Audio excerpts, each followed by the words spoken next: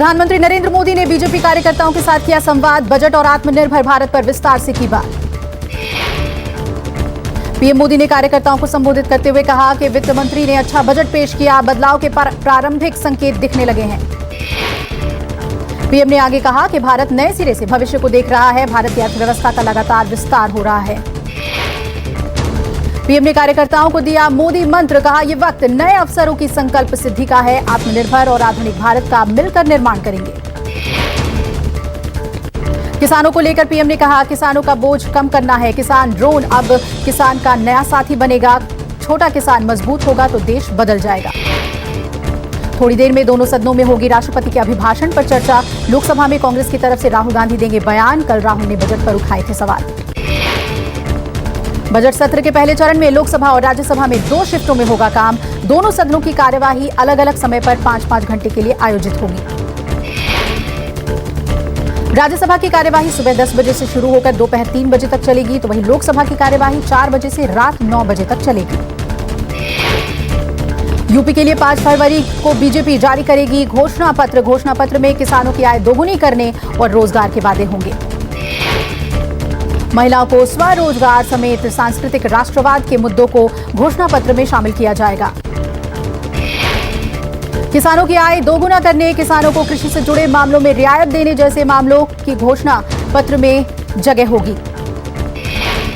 घोषणा पत्र के ऐलान के समय जेपी नड्डा, गृह मंत्री अमित शाह, सीएम योगी समेत कई बड़े नेता मौजूद होंगे। सपा अध्यक्ष अखिलेश यादव के खिलाफ कांग्रेस ने करहल से उम्मीदवार नहीं उतारा। कांग्रेस ने नामांकन के आखिरी दिन ऐन वक्त पर अपना प्रत्याशी हटाया। कांग्रेस ने मैनपुरी की करहल सीट से ज्ञानवती यादव को टिकट दिया था। कांग्रेस ने इटावा की जसवंत नगर सीट पर भी शिवपाल यादव के खिलाफ प्रत्याशी हटा दिया है। सपा के गढ़ मैनपुरी पर केशव प्रसाद मौर्य की चुनौती, कहा मैनपुरी समाजवादी पार्टी का गढ़ नहीं, बीजेपी का किला है। केशव प्रसाद मौर्य बोले मैनपुरी में कमल खिलेगा और साइकिल पंचर होगी। मैनपुरी के करहल सीट से बीजेपी ने केंद्रीय मंत्री एसपी सिंह बघेल को उतारा है। डिप्टी सीएम केशव प्रसाद मौर्य का ट्वीट, अखिलेश जी आपकी सरकार में तुष्टीकरण वोट बैंक के चलते सिर्फ धर्म विशेष की बेटियों को सरकारी योजना का लाभ मिलता था। पश्चिमी यूपी में बीजेपी ने झोंकी अपनी ताकत। आज अलीगढ़ और बदायूं दौरे पर अमित शाह। अमित शाह बीजेपी के जनसंपर्क अभियान के तहत डोर टू डोर प्रचार करेंगे और बीजेपी प्रत्याशियों के लिए वोट मांगेंगे। अलीगढ़ के अतरौली में अमित शाह की जनसभा। अतरौली से मैदान में कल्याण सिंह के नाती और एटा सांसद राजवीर सिंह के बेटे संदीप सिंह मैदान में हैं। बुलंदशहर और मथुरा में सीएम योगी आदित्यनाथ करेंगे प्रचार। मथुरा की छाता विधानसभा और गोवर्धन विधानसभा का दौरा करेंगे। मथुरा दौरे से पहले सीएम योगी आदित्यनाथ का ऐलान, श्री कृष्ण जन्मभूमि के 10 किलोमीटर के अंदर मदिरा मांस नहीं बिकेगी। अखिलेश यादव और जयंत चौधरी आज योगी सरकार के खिलाफ एक साथ फिर भरेंगे हुंकार। अखिलेश जयंत की जोड़ी आज बागपत शामली में करेगी प्रचार। शामली से बागपत बड़ौत होते हुए गाजियाबाद तक संयुक्त रथ यात्रा निकाली जाएगी और एसपी आरएलडी प्रत्याशियों के लिए वोट मांगे जाएंगे। हमेशा की तरह आगरा से ही चुनाव प्रचार का आगाज करेंगी मायावती की आज पहली रैली आगरा में होगी। कोविड नियमों के तहत मायावती की रैली होगी। बैठक और रैली में आगरा के 23 विधानसभा क्षेत्रों के पार्टी प्रत्याशी मौजूद रहेंगे। लखनऊ में सियासी सस्पेंस खत्म। सपा के बाद बीजेपी ने भी अपने उम्मीदवारों का ऐलान किया। प्रत्याशियों के नाम से सबको चौंकाया। लखनऊ के सरोजनी नगर सीट से मंत्री स्वाति सिंह का पत्ता कटा। ईडी के पूर्व डायरेक्टर राजेश्वर सिंह को बीजेपी ने टिकट दिया। राजेश्वर सिंह लखनऊ रेंज के आईजी लक्ष्मी सिंह के पति हैं। राजेश्वर सिंह को वीआरएस मिलने के 24 घंटे के अंदर बीजेपी से चुनाव का टिकट मिल गया। तीखे बयानों के लिए मशहूर कानून मंत्री ब्रजेश पाठक की सीट बदली गई। बीजेपी ने लखनऊ कैंट से ब्रजेश पाठक को मैदान में उतारा। लखनऊ कैंट से सांसद रीता बहुगुणा जोशी और अपने बेटे मयंक जोशी के लिए टिकट मांग रही थी, तो मुलायम परिवार की छोटी बहू अपर्णा यादव के नाम की भी चर्चा थी। लखनऊ पूर्व से बीजेपी ने योगी सरकार में मंत्री आशुतोष टंडन को उतारा है। लखनऊ उत्तर से बीजेपी ने पुराने विधायक नीरज बोरा पर भी भरोसा जताया है। लखनऊ पूर्व से सपा से अनुराग भदौरिया मैदान में हैं, तो लखनऊ उत्तर से सपा ने सीएम योगी को काला झंडा दिखाने वाली पूजा शुक्ला को वोट दिया है। यूपी में कांग्रेस ने स्टार प्रचारकों की दूसरी लिस्ट जारी की। पार्टी ने आरपीएन सिंह की जगह पूर्व क्रिकेटर मोहम्मद अजहरुद्दीन को शामिल किया। आरपीएन सिंह प्रचारकों की पहली लिस्ट में शामिल थे, लेकिन अब वो बीजेपी ज्वाइन कर चुके हैं। कांग्रेस प्रचारकों के 30 नेताओं की सूची में राहुल, प्रियंका, गुलाम नबी आजाद, सचिन पायलट, राजीव शुक्ला के नाम हैं। देहरादून पहुंची कांग्रेस महासचिव प्रियंका गांधी थोड़ी देर में उत्तराखंड के लिए जारी करेंगी घोषणा पत्र। देहरादून में आज प्रियंका गांधी की वर्चुअल रैली, 70 विधानसभा क्षेत्रों को संबोधित करेंगे प्रियंका गांधी। हरिद्वार में बेटी का प्रचार करते हुए भावुक हुए हरीश रावत। मंच पर मौजूद हरीश रावत की बेटी अनुपमा रावत के भी निकले आंसू। हरिद्वार ग्रामीण से चुनावी मैदान में है अनुपमा रावत। पिता हरीश रावत ने लोगों से अनुपमा को जिताने की भावुक अपील की।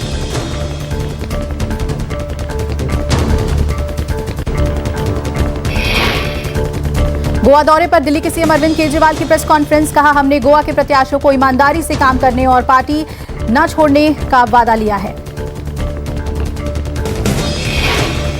तेलंगाना के मुख्यमंत्री केसीआर ने पीएम मोदी पर कटाक्ष किया। कहा, जब बंगाल में चुनाव थे तो उन्होंने टैगोर की तरह दाढ़ी बढ़ाई, तमिलनाडु में गए लुंगी पहनी।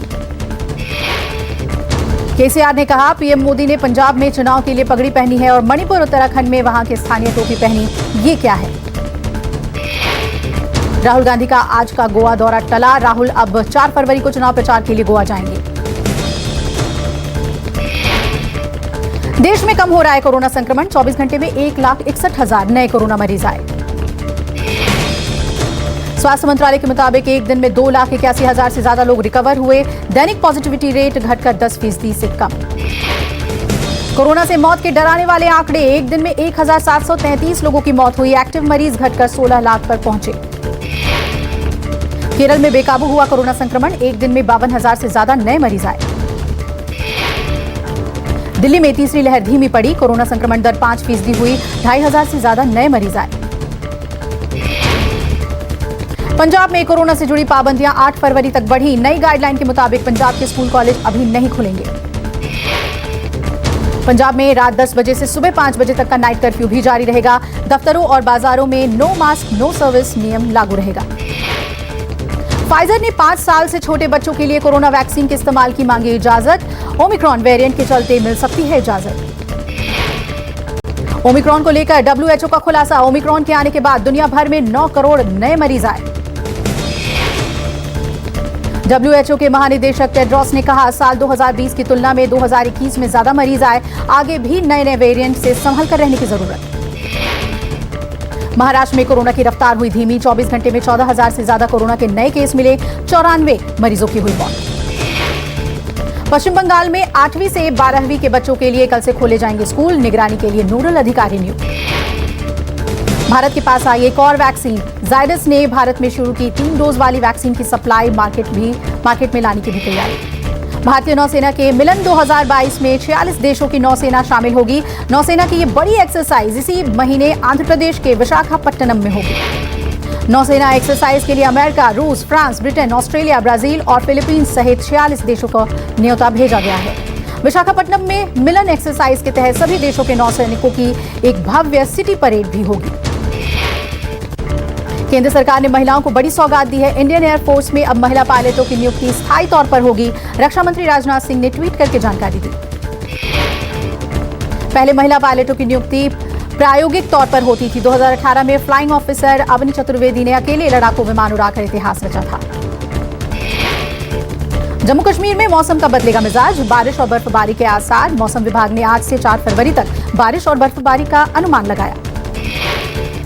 हिमाचल प्रदेश में फिर भारी बारिश और बर्फबारी का अलर्ट। पश्चिमी विक्षोभ की सक्रियता से आएगा बदलाव। शिमला, कुल्लू और चंबा में भारी बारिश और बर्फबारी का अलर्ट। मौसम विभाग ने आज से 5 फरवरी तक बारिश और बर्फबारी का लगाया है अनुमान। दिल्ली एनसीआर में आज कोहरा और प्रदूषण का प्रकोप। मौसम विभाग ने कल के लिए जारी किया है येलो अलर्ट। यूपी में छाया घना कोहरा। विजिबिलिटी काफी कम होने से गाड़ियों की रुकी रफ्तार। गोरखपुर में तापमान 8 डिग्री सेल्सियस पहुंचा। पंजाब और हरियाणा में बढ़ेगी ठंड। मौसम विभाग ने बारिश का लगाया अनुमान। तापमान में आएगी गिरावट। मध्य प्रदेश में बदलेगा मौसम का मिजाज। फिर छा सकते हैं बादल। मौसम विभाग ने बारिश की संभावना जताई। बिहार में भी फिर बदलेगा मौसम का मिजाज, बारिश के साथ पड़ेंगे ओले, मौसम विभाग ने अलर्ट जारी किया। महाराष्ट्र के ठाणे में जिलेटिन की 1000 छड़ बरामद हुई, 3 आरोपी गिरफ्तार, क्राइम ब्रांच आरोपी से कर रही है पूछताछ।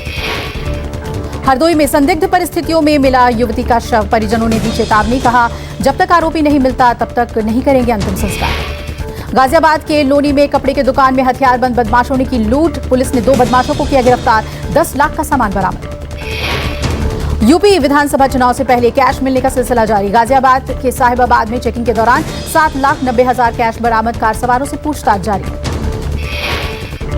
चंदौली में पिस्टल लहराते युवक का वीडियो हुआ वायरल, वीडियो को एडीजी, डीएम, यूपी पुलिस और पुलिस को ट्वीट करते हुए की गई शिकायत।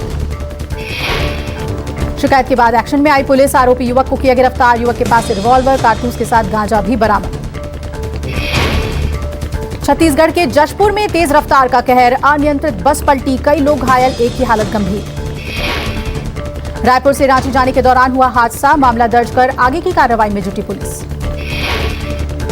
बुलंदशहर में युवती की हत्या के मामले ने पकड़ा तूल, घटना से नाराज ग्रामीणों ने की पुलिस के खिलाफ नारेबाजी। परिजनों ने पुलिस पर लगाए आरोपियों को बचाने का आरोप, कहा मौत के 11 दिन बाद भी नहीं मिला इंसाफ। यूपी के आगरा में जुआ खेलने के दौरान खूनी संघर्ष, ऑटो चालक की पीट कर हत्या, मामले की जांच में जुटी पुलिस। बजट में जूता निर्यातकों को मिली रियायत से जूता कारोबारियों को राहत, आगरा के जूता निर्माताओं ने कहा सरकार के इस फैसले से राहत मिलेगी। श्रीनगर के दाचीगाम नेशनल पार्क में काले भालुओं को रखा जा रहा है खास ख्याल, पुनर्वास केंद्र वाले भालुओं को दी जा रही है स्वस्थ भोजन। पीएम मत्स्य संपदा योजना से मछुआरों को मिल रही है मदद, उधमपुर में योजना का लाभ मिल रहा है। वरुण धवन, पलक तिवारी ने किया जमकर डांस, सोशल मीडिया पर शेयर किया अपना वीडियो। एसएस राजामौली की फिल्म RRR 25 मार्च को होगी रिलीज, फिल्म में आलिया भट्ट समेत अजय देवगन भी आएंगे नजर। अनन्या पांडे, सिद्धार्थ चतुर्वेदी ने दिए मीडिया को पोज, फिल्म गहराइया का कर रहे हैं प्रमोशन। गहराइया के टाइटल ट्रैक सॉन्ग को मिले लाखों लाइक्स, फिल्म 11 फरवरी को OTT पर होगी रिलीज। गुरु रंधावा के गाने डांस मेरी रानी पर दुबई की लड़की ने किया दमदार डांस, डांस के दौरान लड़की ने नूरा फतेही के अंदाज में किए स्टेप्स। मुंबई में कंगना रनौत की फिल्म टीकू वेड्स शेरू के टीम के साथ नवाजुद्दीन सिद्दीकी के घर पहुंची, टीम ने हाउस वार्मिंग पार्टी में शिरकत की। मुंबई में एली एवराम को अंधेरी के पिलेट्स स्टूडियो में किया गया स्पॉट, एक्टर ने पायलट सूट पहना हुआ था। मुंबई एयरपोर्ट पर गोवा से लौट रही हॉलीवुड एक्ट्रेस समांथा लॉकवुड आई नजर, एक्ट्रेस को देख लोगों की भीड़ उमड़ी। मुंबई एयरपोर्ट पर कार्तिक आर्यन को किया गया स्पॉट, कैजुअल लुक में दिखे कार्तिक आर्यन। यमन में हूती विद्रोहियों के खिलाफ अमेरिका ने मोर्चा संभाला, अमेरिकी रक्षा मंत्री लॉयड ऑस्टिन ने 5वीं पीढ़ी के लड़ाकू विमान उतारने की दी जानकारी। 17 और 24 जनवरी को हूती विद्रोहियों ने यूएई पे किया था हमला, ऑयल डिपो पर 17 जनवरी के हमले में 2 भारतीयों की हुई थी मौत। जर्मनी में लाखों लोगों ने किया वैक्सीनेशन का विरोध, सड़क पर उतरकर सरकार के खिलाफ की नारेबाजी। कनाडा में किसानों का कोरोना नीतियों के खिलाफ प्रदर्शन जारी, लोगों ने झंडे लहराकर सरकार के खिलाफ जताया विरोध। चिली में लोगों ने टायर जलाकर प्रवासी लोगों के खिलाफ किया प्रदर्शन, प्रदर्शन के दौरान लोगों ने जमकर की नारेबाजी।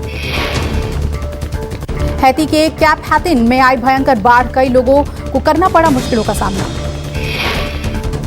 साओ पाउलो में भारी बारिश के कारण हुआ भूस्खलन, हादसे में 24 लोगों की हुई मौत।